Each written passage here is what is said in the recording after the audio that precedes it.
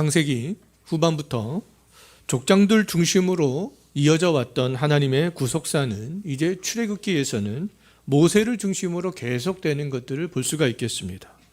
이스라엘 자손들은 약 400년 전에 하나님이 아브라함에게 하신 그 말씀대로 이제 400년 만에 애굽에서 나오게 되었잖아요. 이스라엘 자손들은 근데 애굽에서 나올 때 자기가 원하는 날에 자기들 멋대로 애굽에서 나온 것이 아니었습니다. 하나님께서 언제 그들이 애굽에서 나오게 될지 하나님께서 그 날짜를 정해 주셨던 거 아니겠어요? 즉 10번째 재앙이 있는 다음 날이 바로 이스라엘 자손들이 약 400년 만에 출애굽을 하는 그런 날이 되겠습니다. 하나님의 재앙의 심판이 어린 양의 피를 집 좌우 문설주와 임방에 바른 이스라엘 자손들을 넘어간 그 다음 날 이스라엘 자손들은 이제 출애굽을 시작하게 되었던 거죠. 이스라엘 자손들은 애굽에서 수백 년 동안 종살이를 했지만 근데 빈손으로 나오지 아니었죠. 우리 지난주에 이미 다 살펴봤습니다. 약 400년 전 하나님이 아브라함에게 하신 말씀대로 광야에서 하나님의 성막을 지을 때 필요한 은금과 폐물과 애굽의 의복들을 가지고 그렇게 출애굽을 하게 되었습니다. 약 400년 전 야곱의 가족들이 애굽으로 이주를 할 때만 해도 70명이었지만 이제는 장정만 60만 명, 학자들 추산으로 약 200만 명이 될 정도로 아주 큰 민족을 이루게 되었고요. 이스라엘 백성이 아닌 이방인의 무리들도 출애굽하는 그 무리에 포함이 되어져 있었습니다. 이스라엘 자손들과 이방인의 무리는 이제 하나님께서 정해주신 그날 아비멀 15일, 오늘날로 말하면 태양력으로 하면 한 3월 내지 4월에 그 15일에 이제 애굽의 고센 땅 라함셋을 드디어 출발하게 되었던 거죠. 이스라엘 자손들의 출애굽은 아브라함의 언약의 말씀을 믿었던 모세를 통하여서 이루어지게 되었지만 모세를 통하여서 그 언약의 말씀이 400년 동안 이루어지기까지 하나님의 언약의 말씀을 믿었던 사람들이 있었기 때문에 가능했던 일들이 아니었겠어요. 아브라함은 약 400년 전부터 이스라엘 자손들이 큰 민족이 되어 가나안 땅을 차지하게 될 것들을 믿었죠. 아브라함의 아들 이삭도, 이삭의 아들 야곱도, 야곱의 아들 요셉도 믿었습니다. 요셉은 애굽에서 죽게 되었지만 요셉의 유언을 보게 되면 가나안 땅에 가게 될 것을 확신했던 것을 볼 수가 있겠습니다. 요셉은 창세기 50장 24절 25절 마지막 유언에서 자신을 애굽에 매장하지 말고 이제 나의 해골을 약속의 땅으로 가지고 갈 것을 그렇게 유언을 했었죠.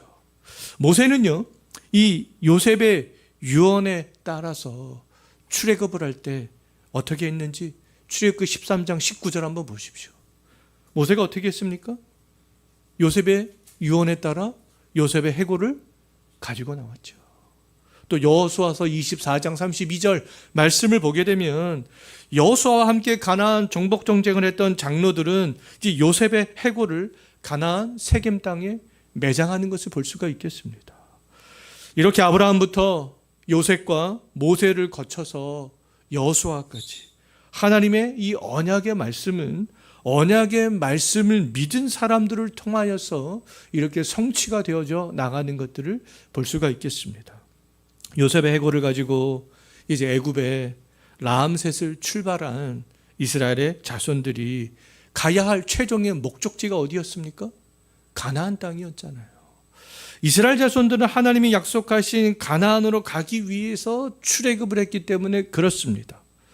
애굽에서 근데 가나안 땅으로 가는 가장 빠른 길은 어디냐 하면 애굽에서부터 블레셋 사람들이 거주하는 그 땅을 지나서 가나안으로 가는 거였습니다.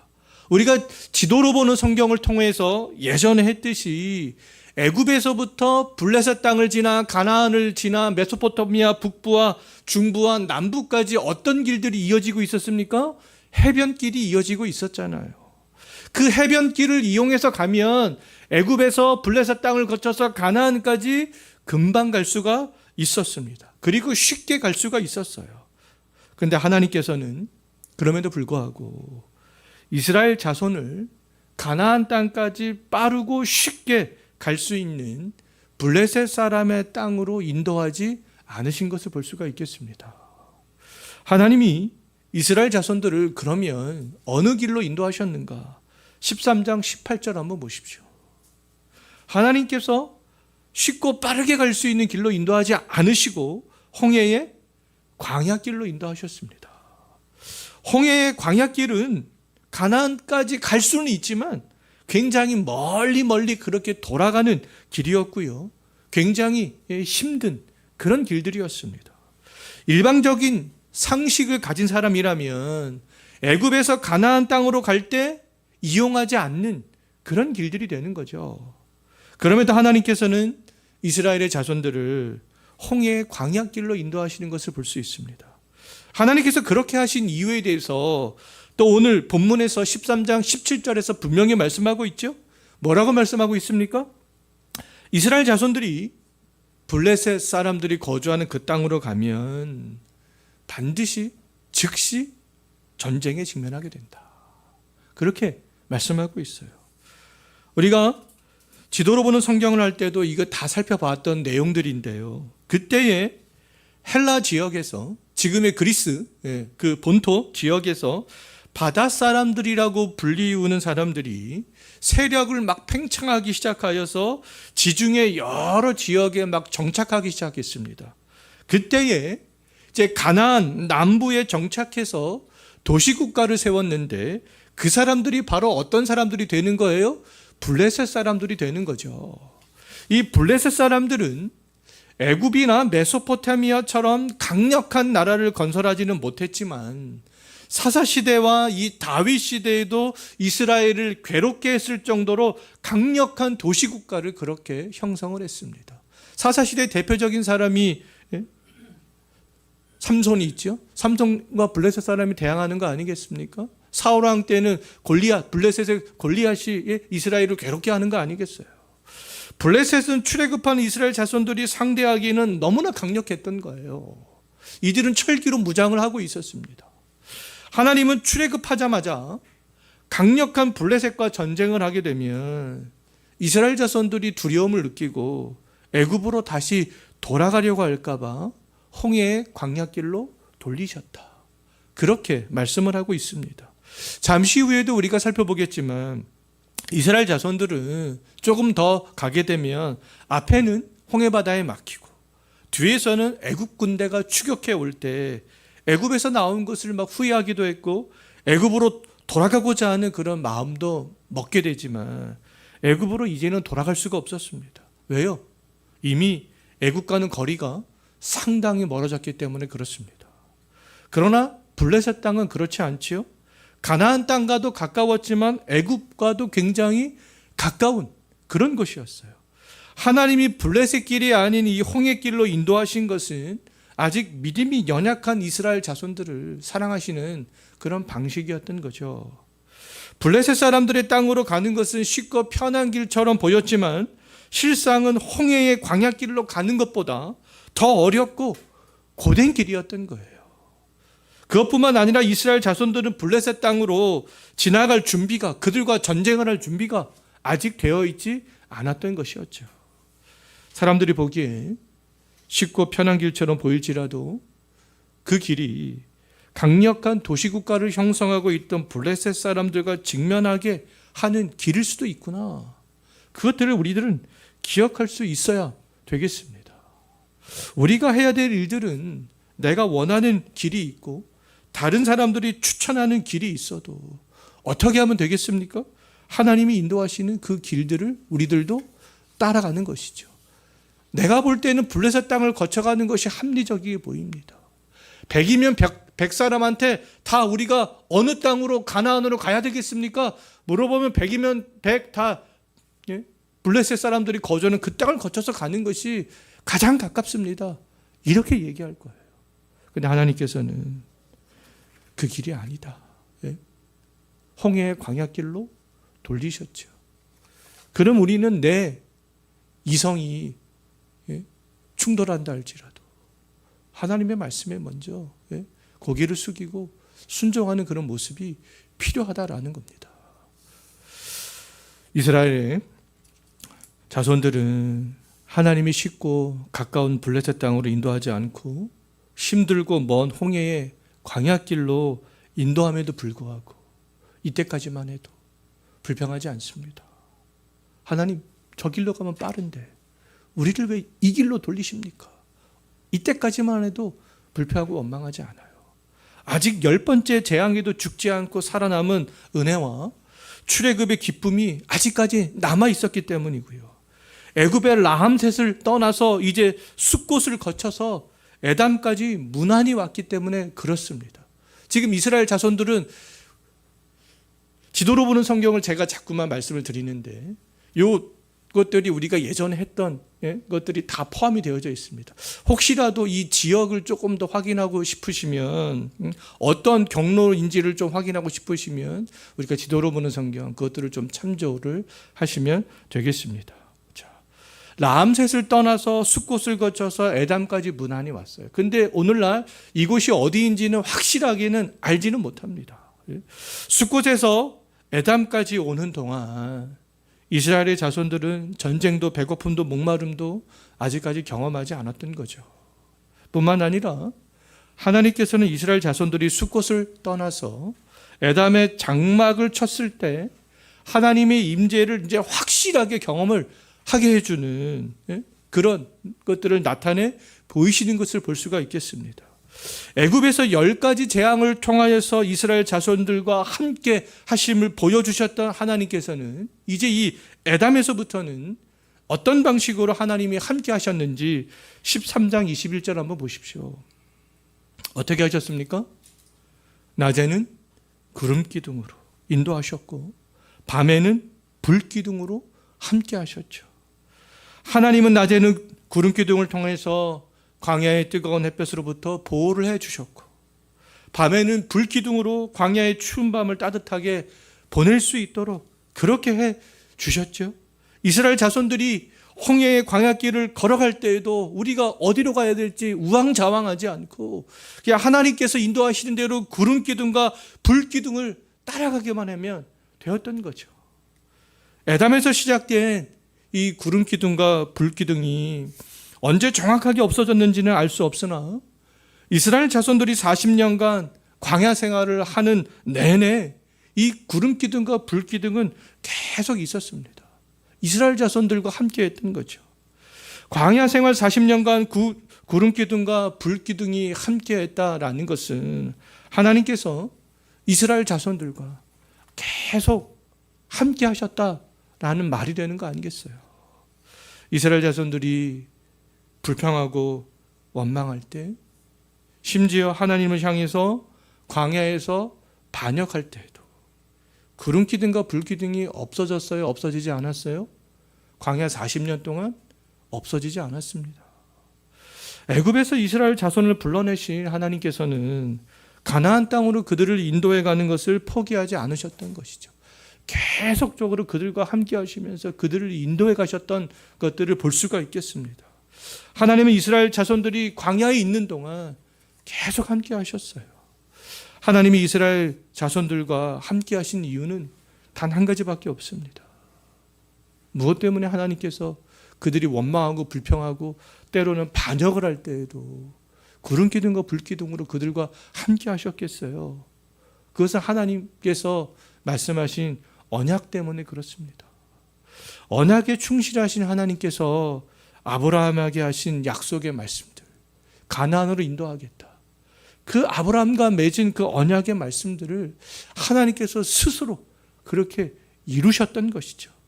광야에서 불평하는 사람들이 아브라함의 자손이었기 때문에 하나님께서는 광야 40년 동안에도 그들과 함께 하셨던 거예요.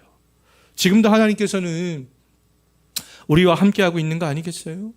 우리들이 때때로 영적 침체에 빠지고 때때로 불평도 하고 죄도 짓지만 하나님은 여전히 우리와 함께하고 계시는 거 아니겠어요?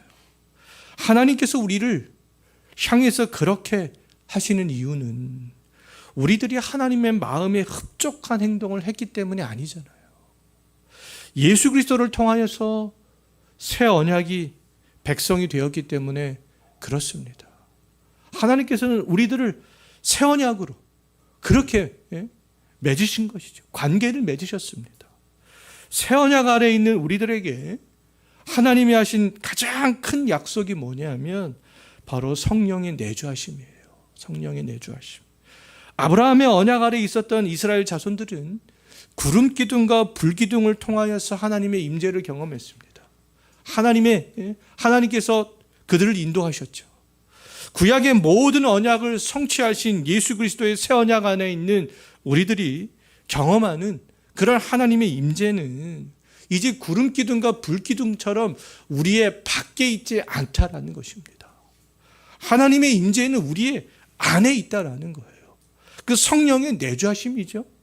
새 언약 아래에 있는 그런 백성들의 특권이 되겠습니다. 오늘날 하나님은 우리들을 구름 기둥과 불 기둥으로 인도하지 않아요. 우리들은 구름 기둥과 불 기둥을 보려고 할 필요도 없는 거 아니겠습니까? 하나님께서 그런 방식으로 우리를 오늘날에는 인도하지 않으시기 때문에 그렇습니다. 성령이 우리 안에 내주하시어 우리를 인도하기 때문에 그런 것이죠. 성령이 우리 안에 내주하여서 우리를 인도한다고 할 때 주의해야 될 점이 있습니다. 성령의 인도를 내 멋대로 생각하지 않는 거예요. 성령은 우리 안에서 아무거나 말하고 아무 곳으로나 인도하시는 분이 아니기 때문에 그렇습니다.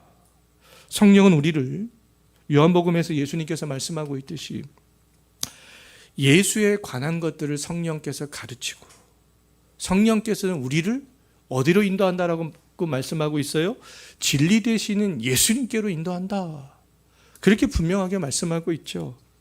광야에서 이스라엘 자손들을 하나님이 인도하시는 방식이 구름 기둥과 불 기둥이었다면 오늘날 하나님이 우리를 인도하시는 방식은 우리 안에 내주하시는 성령을 통해서 우리를 인도하시는 분이 되겠습니다.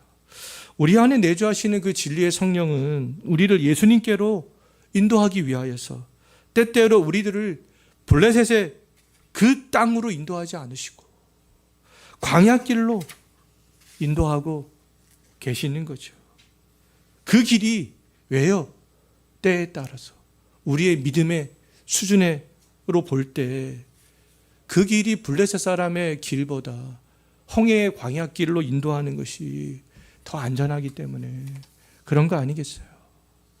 광야에서 구름 기둥과 불 기둥으로 이스라엘 자손과 하나님이 함께 하셨던 것처럼 우리 안에 내주하시는 성령께서는 현재 우리의 삶 가운데 우리의 인생이 광야길과 같을지라도 우리와 함께하고 있고 우리를 보호하고 있고 지금도 여전히 우리를 인도하고 있다.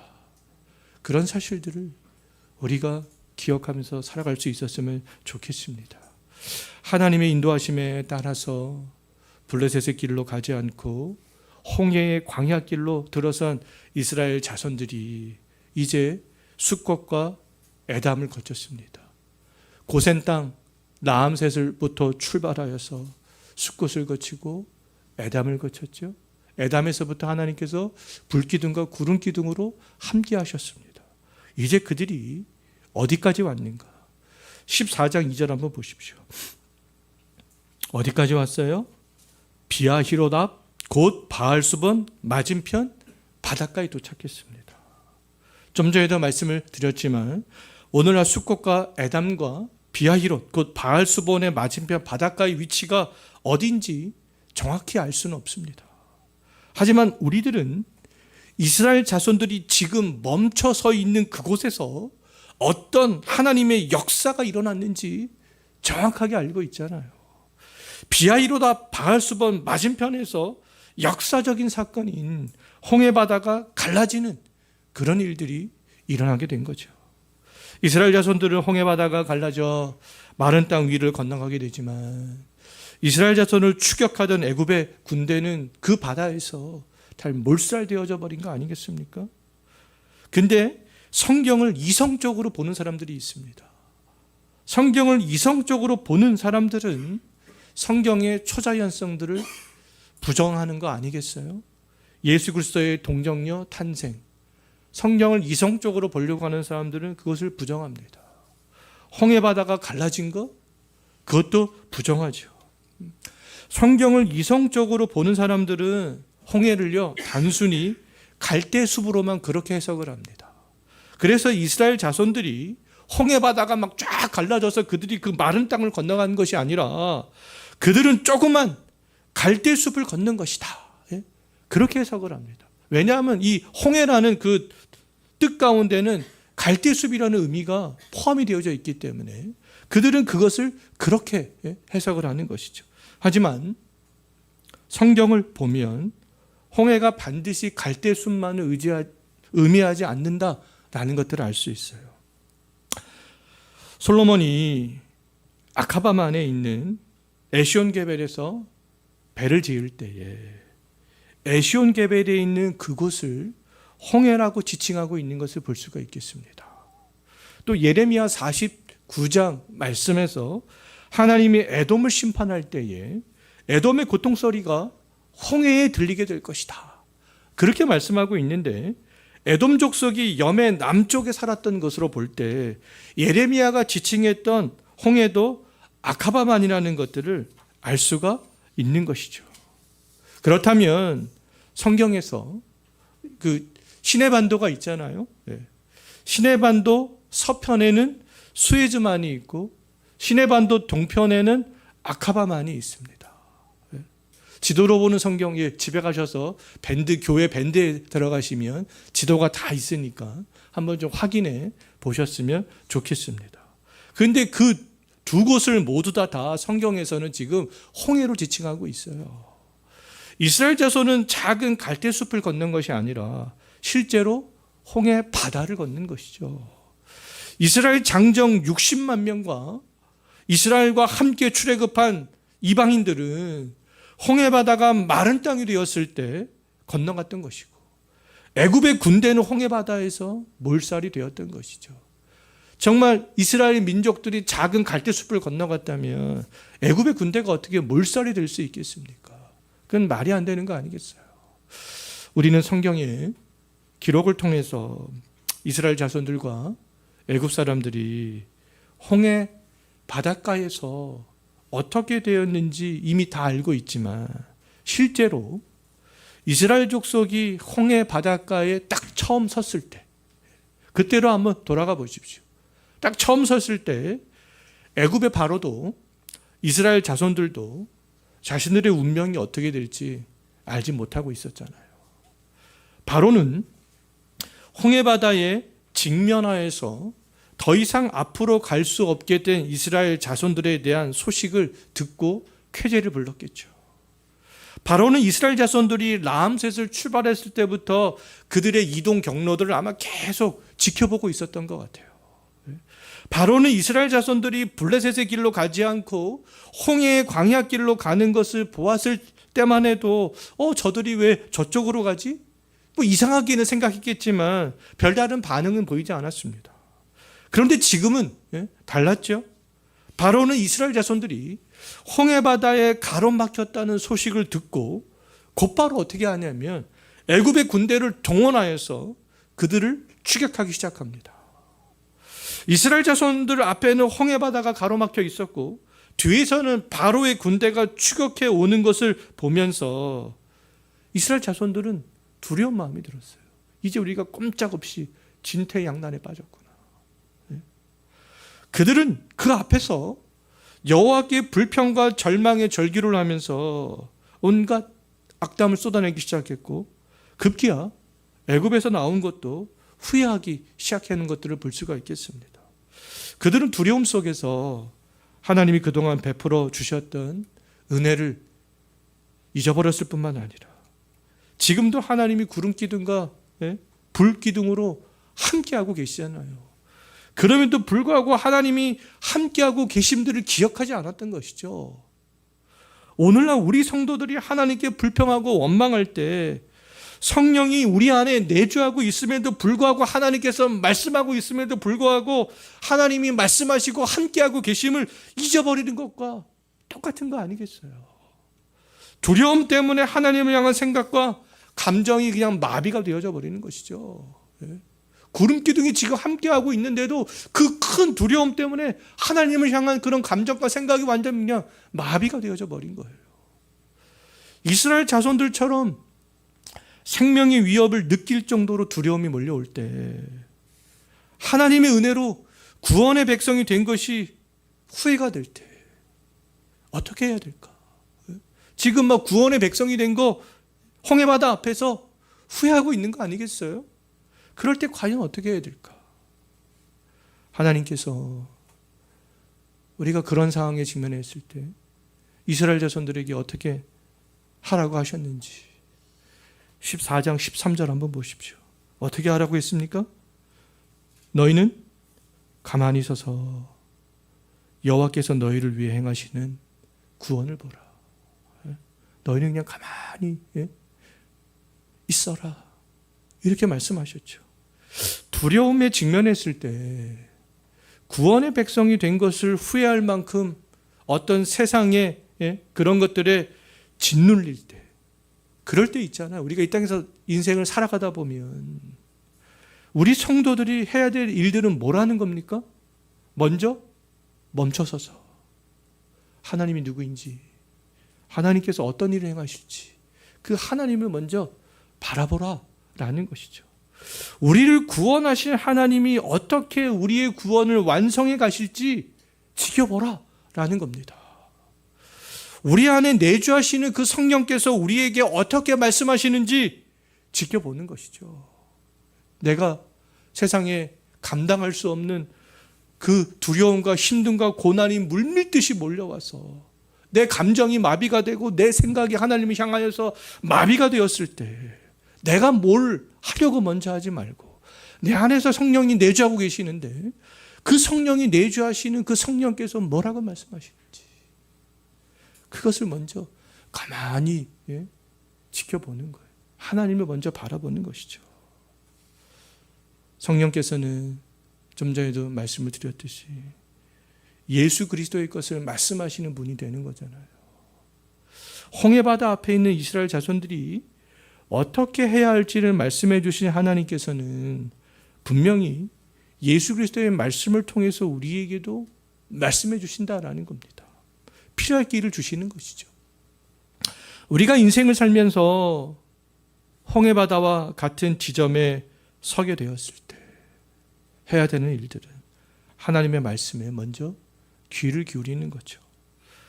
하나님이 말씀하지 않으심에도 불구하고 이스라엘의 백성들이 해야 되는 일들은 홍해바다 앞으로 전진해 가는 것이 아니었습니다.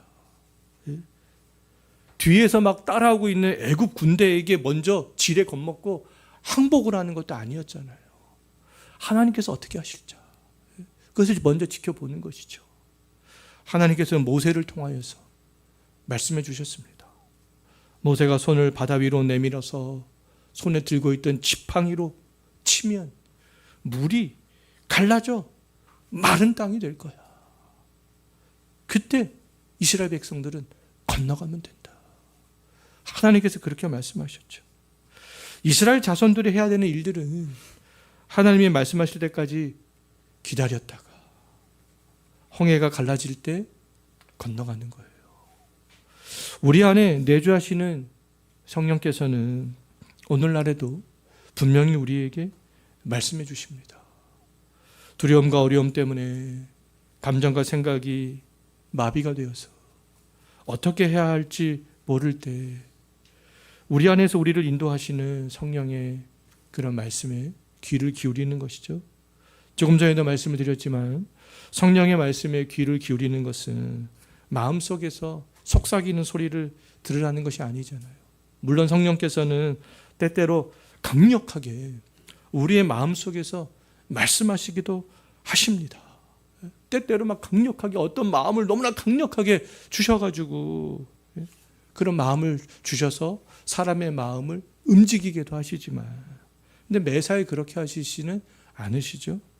성령께서 우리의 마음속에서 강력하게 어떤 내적인 조명을 하신다 할지라도 그것이 진리의 말씀과 부합이 되는지, 즉 예수께 우리를 인도해 가는 말씀인지, 교회를 세워 갈 수 있는 말씀인지, 다른 성도들을 섬기게 하는 말씀인지, 그 모든 것들을 다 분별을 해야 되는 것이죠. 하나님께서 이스라엘 자손들을 블레셋의 길로 인도하지 않고 홍해의 광야길로 인도하신 것은 이스라엘 자손들이 전쟁에 직면하지 않기 위함이기도 하지만 그것보다 더 궁극적인 이유가 있습니다. 오늘 본문을 보게 되면 그것에 대해서 두 가지로 말씀하고 있는데요. 먼저 한 가지는 하나님의 영광을 위해서다. 그것을 무려 14장 4절과 17절과 18절에서 말씀하고 있습니다. 나의 영광을 위해서요. 홍해바다에서 드러나는 하나님의 영광, 그 영광이 뭐겠습니까? 이스라엘의 자손들은 마른 땅을 건너고 애굽의 군대는 몰살이 되는 것이죠.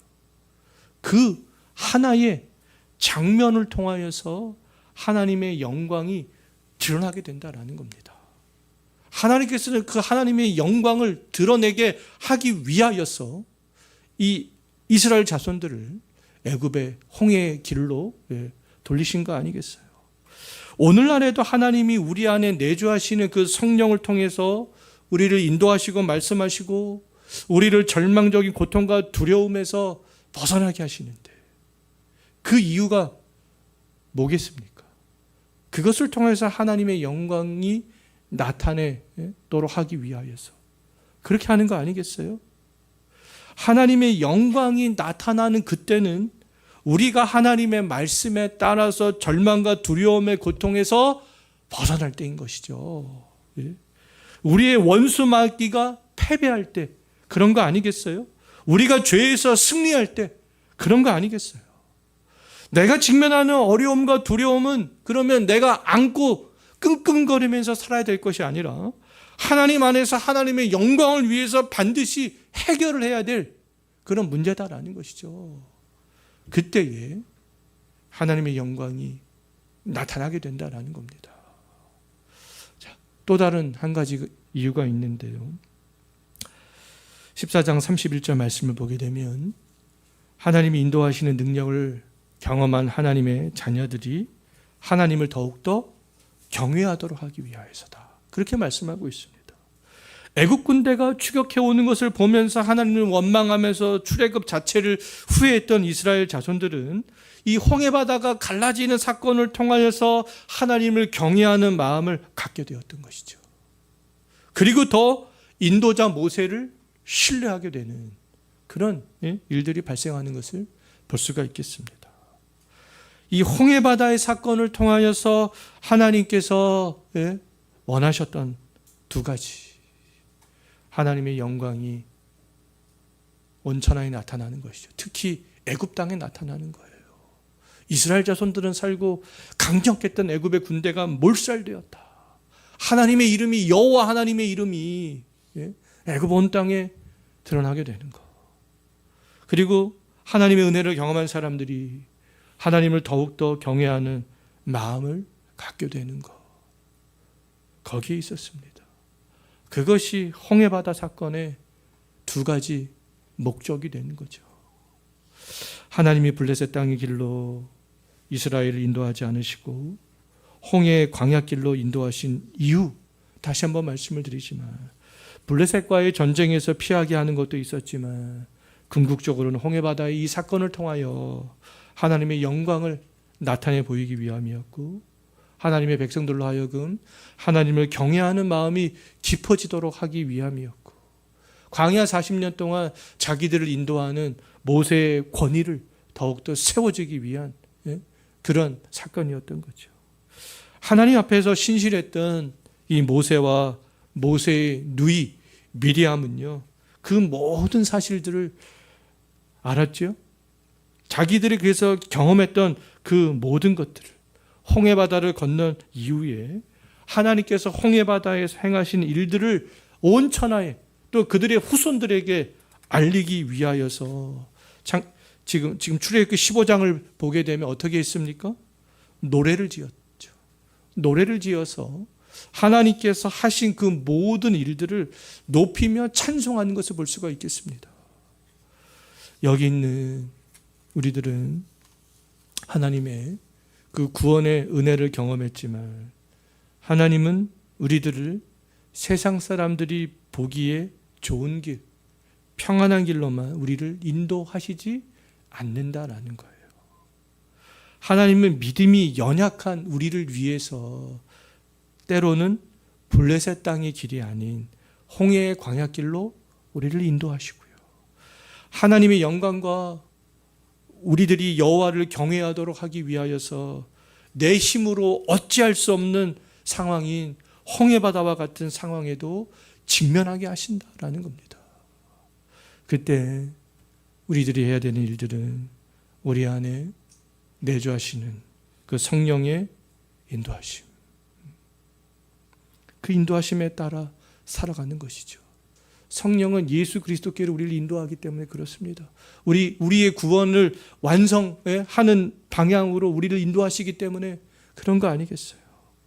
두려움과 고난이 몰려와서 이성과 감정이 마비가 되어지는 그런 순간에 직면한다 할지라도 내 힘으로 무엇을 어찌해 보려고 하는 것이 아니라 성령께서 말씀하시는 그 말씀에 먼저 순종하는 거죠.